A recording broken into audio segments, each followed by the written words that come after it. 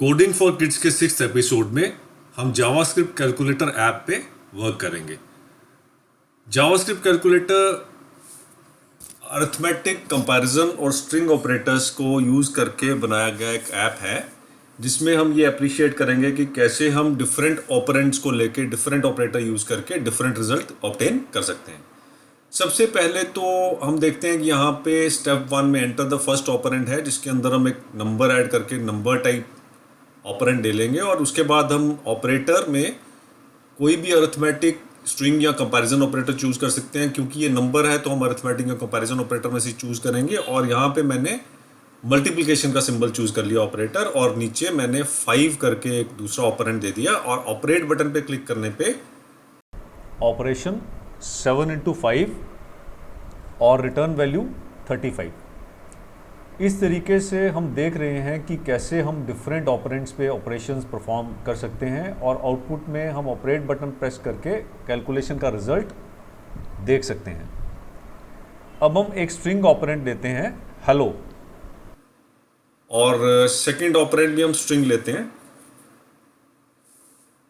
Pankaj. Data की type हम change करते हैं, हम डाटा की टाइप स्ट्रिंग करते हैं यहाँ पे, और जब ऑपरेट बटन पे क्लिक करेंगे तो operation is hello plus Pankaj. तो ये स्ट्रिंग कॉन्केटेनेशन ऑपरेशन है जिसमें दो स्ट्रिंग्स ज्वाइन होते हैं और हेलो पंकज हमें रिटर्न वैल्यू आती है। और हम यहाँ पे देख रहे हैं कि इस प्रोग्राम में 4 सेक्शंस हैं जिनका कि एक डिफरेंट बैकग्राउंड है और लेआउट है, और लास्ट सेक्शन आउटपुट का डिफरेंट लेआउट है। तो अब हम विजुअल स्टूडियो कोड में चलते हैं और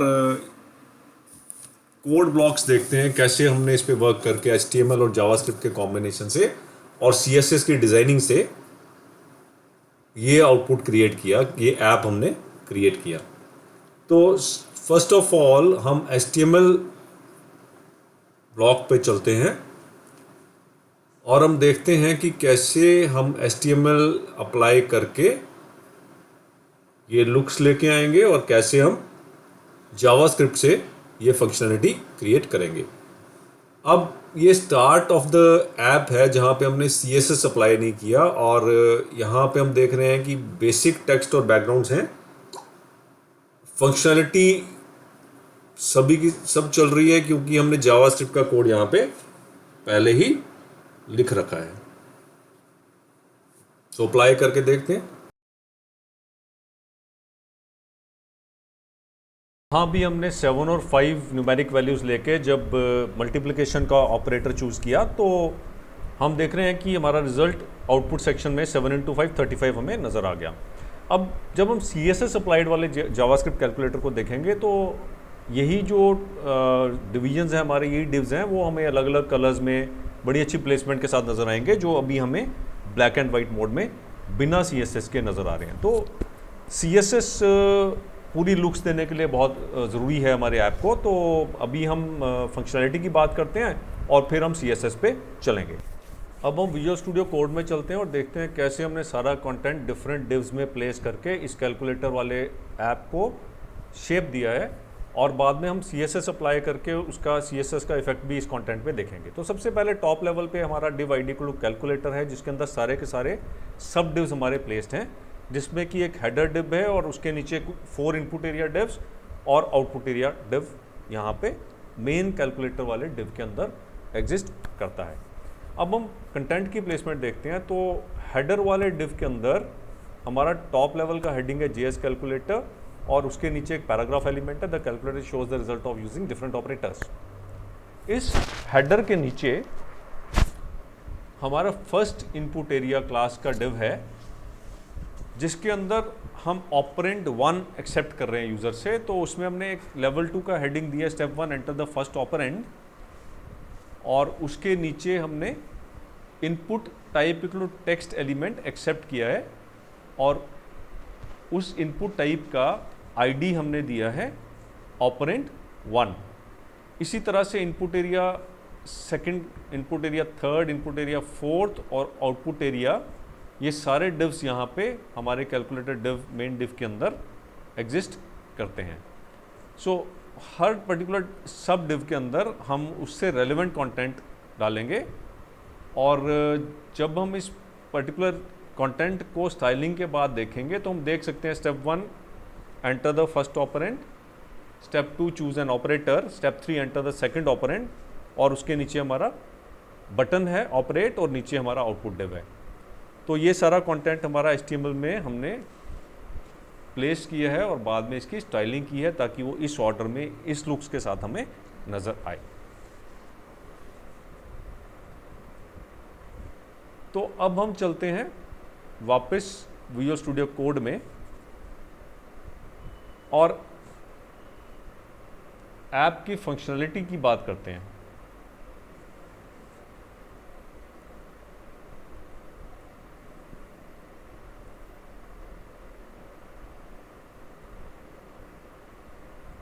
अब हम वापस विजुअल स्टूडियो कोड में चलते हैं और हम एक एक डिव को ओपन करके उसके कंटेंट की बात करते हैं।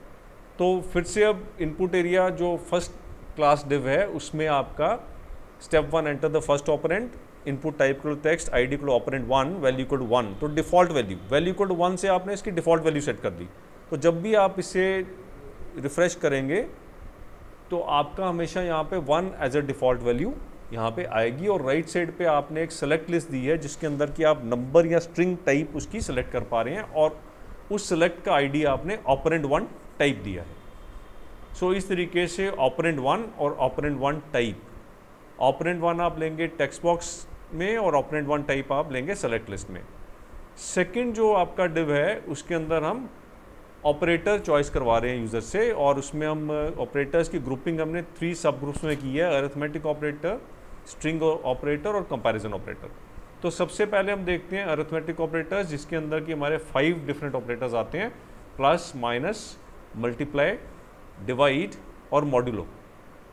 So plus, minus, multiply, divide and modulo. फिर उसके बाद स्ट्रिंग ऑपरेटर जिसके अंदर की कॉन्केटेनेशन ऑपरेटर आता है जिसका कि सिंबल प्लस साइन ही है और उसके बाद कंपैरिजन ऑपरेटर्स का ग्रुप है जिसके अंदर की हमारे 8 डिफरेंट टाइप्स के कंपैरिजन ऑपरेटर्स आते हैं जिसमें equality, strict equality, inequality, strict inequality, greater than equal to, less than equal to, ये सारे के सारे ऑपरेटर्स यूज़ करके हम वैल्यूज़ के बीच में कंपैरिजन कर सकते हैं।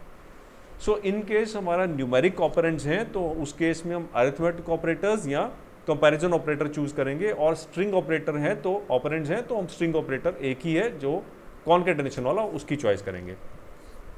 थर्ड डिव के अंदर हमने सेकंड ऑपरेंड की बात की, third input area type div के अंदर हमने सेकंड ऑपरेंड की बात की और उसमें हमने text box with ID of operand 2 और select list with ID of operand 2 type में हमने यूज़र से एक्सेप्ट कर लिया ऑपरेंड 2 और उसकी टाइप। और इन वैल्यूज़ को यूज़ करके हम जावास्क्रिप्ट के थ्रू इनके ऊपर ऑपरेशंस करेंगे। सो फोर्थ जो इनपुट एरिया है उसके अंदर हमने एक बटन रखा जिसकी टाइप सबमिट है, आईडी सबमिट है और वैल्यू ऑपरेट है और ऑन क्लिक इवेंट में हमने कैलकुलेट इट फंक्शन को लिंक कर दिया। तो जब भी ये ऑन क्लिक होगा इस बटन पे, जब भी इस बटन पे क्लिक होगा तो जावास्क्रिप्ट का कैलकुलेट इट फंक्शन कॉल हो जाएगा और वो रन कर जाएगा।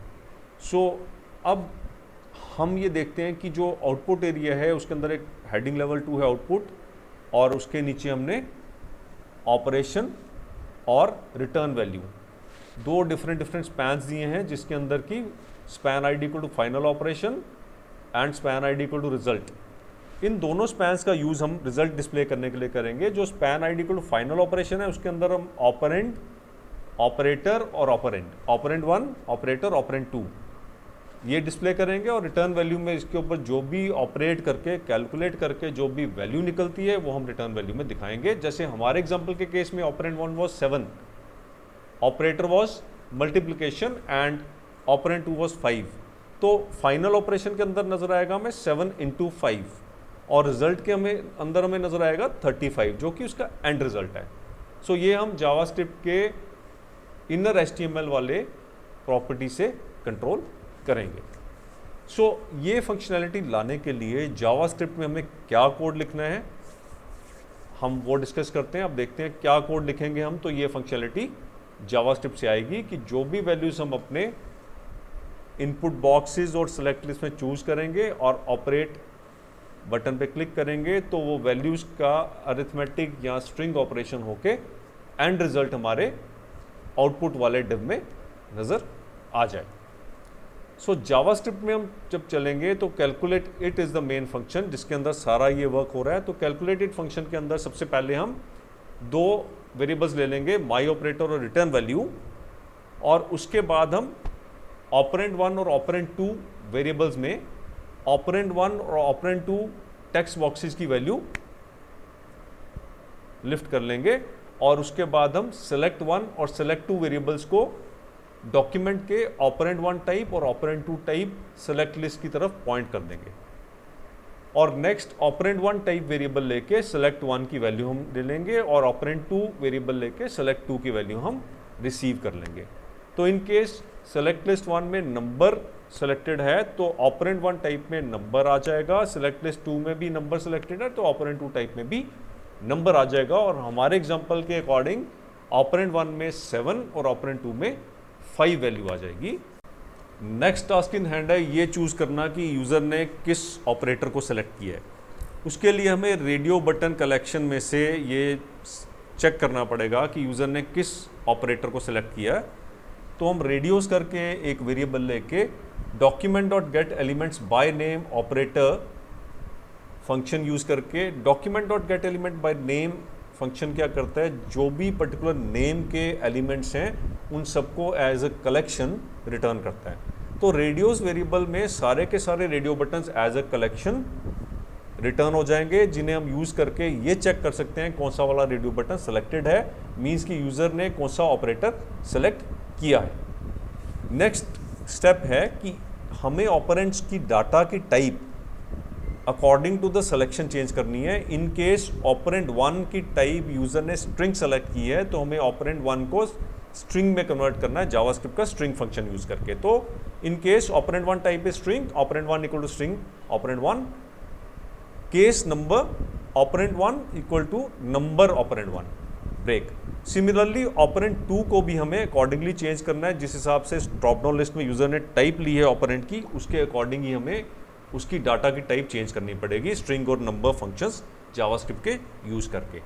सो ये टास्क करने के बाद इन केस यूजर ने वहाँ पे 7 दे के नंबर सेलेक्ट किया है तो जो 7 है वो जावास्क्रिप्ट में एज अ नंबर कन्वर्ट होके हमें यूज करने के लिए मिलेगा, और इसके ऊपर हम अर्थमेटिक ऑपरेटर्स कर सकते हैं। सिमिलरली अगर 5 यूजर ने करके नंबर चूज किया है तो हम उसके ऊपर नंबर लगा के फंक्शन उसको नंबर में कन्वर्ट कर देते हैं और उसके ऊपर अरिथमेटिक ऑपरेटर्स हम यूज कर पाएंगे। अब नेक्स्ट टास्क जो है वो है कि रेडियो बटन्स के कलेक्शन में से सिलेक्टेड वाला रेडियो बटन चूज करना। तो उसके लिए हमें लूप रन करनी पड़ेगी for var equal I equal to 0 length equal to radios dot length. अब यहाँ पे रेडियोस डॉट लेंथ एक नया फंक्शन, एक नया हमें प्रॉपर्टी देखने को मिला। जब भी हम एक कलेक्शन ऑफ ऑब्जेक्ट्स की बात करते हैं तो लेंथ प्रॉपर्टी से हम उस कलेक्शन के टोटल नंबर ऑफ वेरिएबल्स का आइडिया लगा सकते हैं। तो यहाँ पे रेडियो बटन्स में अब हमें पता है कि अरिथमेटिक ऑपरेटर्स 5 हैं, उसके बाद 1 स्ट्रिंग ऑपरेटर है 5 1 6 और 8 हमारे ऑपरेटर्स हैं कंपैरिजन ऑपरेटर्स। तो 6 और 8 14 यहाँ पे रेडियोस डॉट लेंथ हमें रिटर्न करेगा, क्योंकि जो रेडियोस कलेक्शन है उसके अंदर 14 मेंबर्स हैं। तो हमारी लूप ये 0 से लेकर 13 तक चलेगी। मैंने आपसे आगे भी बताया कि जावास्क्रिप्ट में एरेज 0 बेस्ड होती हैं, तो first element of the radios collection will be radios 0 और last element would be radios 13। सो जब ये लूप रन करेगी तो हर रेडियो कलेक्शन के हर मेंबर के लिए ये चेक होगा कि वो चेक्ड है या नहीं। जब भी रेडियो बटन या चेक बॉक्सेस यूजर सेलेक्ट करता है तो उनकी चेक प्रॉपर्टी ट्रू हो जाती है। तो if radios I equal to check dot check, जब मैं ये चेक करूंगा कंडीशन, तो उसी रेडियो बटन के केस में ये ट्रू रिटर्न करेगा जो यूजर ने सेलेक्ट किया। और हमें पता है यूजर सभी में से एक ही सिलेक्ट कर पाएगा, तो जिस भी पर्टिकुलर रेडियो बटन के लिए ट्रू रिटर्न करता है उस रेडियो बटन के लिए हम चूज करेंगे कि माई ऑपरेटर जो है, my operator will become radios I dot value.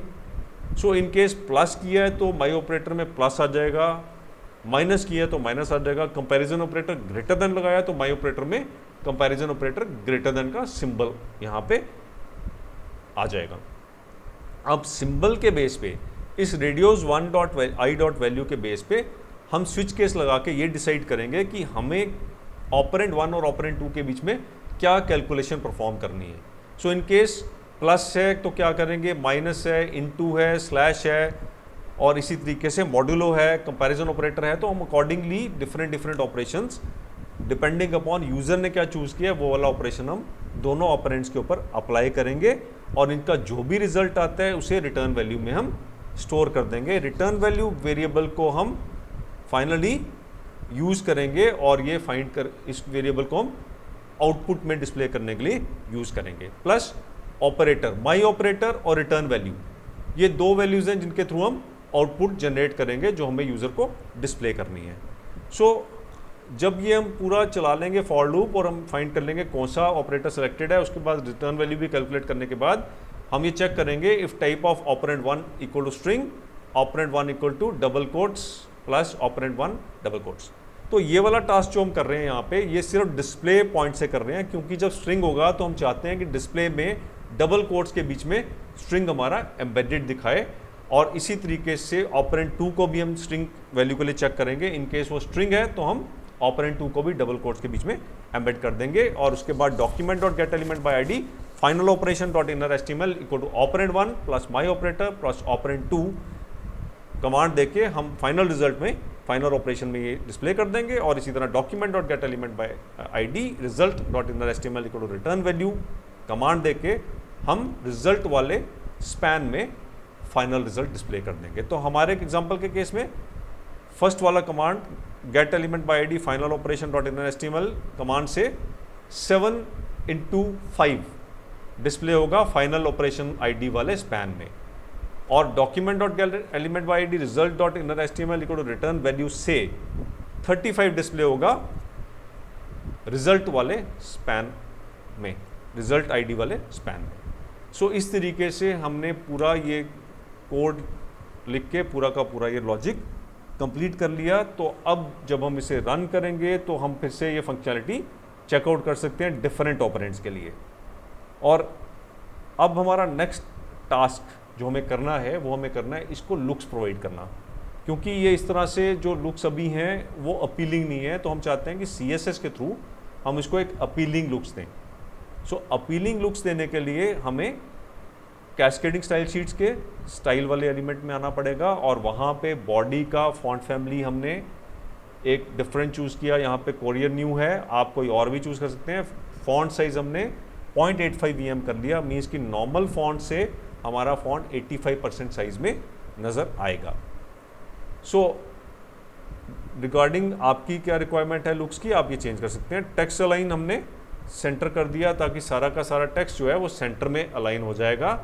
और इसके साथ ही हमने हेडर लेवल 2 एलिमेंट की text align, font size, border top और बॉर्डर बॉटम प्रॉपर्टीज़ भी CSS रूल के थ्रू सेट कर दी। और आप इसमें देख सकते हैं कि बॉटम और टॉप बॉर्डर यहाँ पे येलो कलर का डैश हमें नज़र आ रहा है, और ये CSS की वजह से ही है।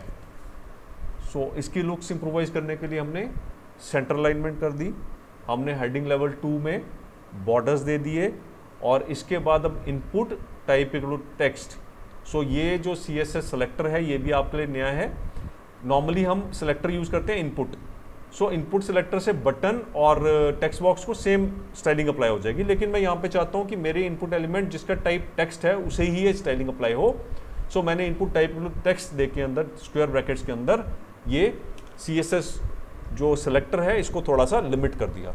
तो ये सिर्फ टेक्स्ट बॉक्सेस को अप्लाई होगा। Width 40 pixels, height 40 pixels, margin left 20 pixels, background colour close to grey, font size 1.2 EM, means की नॉर्मल फॉन्ट से 20% बड़ा साइज। सो ये आपका CSS रूल देने से आप जाके अपने JS कैलकुलेटर में देख सकते हैं कि हमारे जो इनपुट बॉक्सेस हैं उनकी स्टाइलिंग कैसी है। ग्रे कलर का बैकग्राउंड है और फॉन्ट साइज भी थोड़ा सा नॉर्मल फॉन्ट से बड़ा है साइज में, और बाकी जो बैकग्राउंड कलर है वो आप अपनी रिक्वायरमेंट के हिसाब से चेंज कर सकते हैं। इनपुट टाइप सबमिट मीन्स की सबमिट टाइप के बटन को हम क्या देना चाहते हैं, विथ 200 पिक्सल्स और font size 2 EM means twice the size of the normal font. तो आप देख रहे हैं ऑपरेट बटन का साइज कितना बड़ा है। कैलकुलेटर वाले जो पेरेंट डिव है उसको हमने बॉर्डर 1 पिक्सल्स दिया और सॉलिड और ग्रे कलर का बॉर्डर दिया, और border radius 4 pixels mean rounded border, padding 4 pixels. तो आप जब ऐप में जाएंगे तो आप इसका इफेक्ट वहाँ पे देख सकते हैं कि पूरे के पूरे डिव में आपका बॉर्डर है। इनपुट एरिया जो हमारा डिव है उसके अंदर हमने डिफरेंट प्रॉपर्टी सेट करके इनपुट एरिया की स्टाइलिंग भी कर दी और आउटपुट एरिया में भी बैकग्राउंड कलर ब्लैकिश और कलर वाइट टोन देके, पैडिंग देके, मार्जिन फॉन्ट साइज 1.5 EM देके हमने आउटपुट के डिस्प्ले को भी कंट्रोल कर दिया और उसकी लुक्स भी हमने इनपुट डिव से थोड़ी सी डिफरेंट रखी। अब हम जाते हैं अपने स्टाइल्ड वाले GS कैलकुलेटर में, जहाँ पे हमने ये CSS अप्लाई कर दिया। तो इसका इफेक्ट आप यहाँ पे देख सकते हैं कि कैसे हमारे टेक्स्ट बॉक्सेस जो हैं ग्रे कलर के बैकग्राउंड के साथ 20 pixel by 20 pixel 1.2 EM font size कैसे नज़र आ रहा है। इनपुट एरिया जो है उनमें बैकग्राउंड में ग्रीनिश टोन का बैकग्राउंड है और राउंडेड बॉर्डर्स हैं वो भी हम देख पा रहे हैं। और इसी तरीके से जो आपके ऑपरेटर्स हैं वो सारे के सारे ऑपरेटर्स लेफ़्ट अलाइंड हैं। सो हमने देखा कि जो ऑपरेटर्स वाला एरिया है उसे हमने लेफ़्ट अलाइन किया है और बाकी सारे हमारे सेंटर अलाइंड हैं। तो ऑपरेटर का इफेक्ट भी आप यहाँ पे देख सकते हैं कि ऑपरेटर सारे के सारे लेफ़्ट अलाइंड हैं। तो अब हमारा जावास्क्रिप्ट कैलकुलेटर रेडी है। अगर आपको ये वीडियो पसंद आया तो लाइक बटन पे हिट ज़रूर करें और चैनल को सब्सक्राइब करके बेल आइकॉन पे क्लिक करें ताकि आपको सारे फ्यूचर अपडेट्स मिलते रहें। Thank you for joining.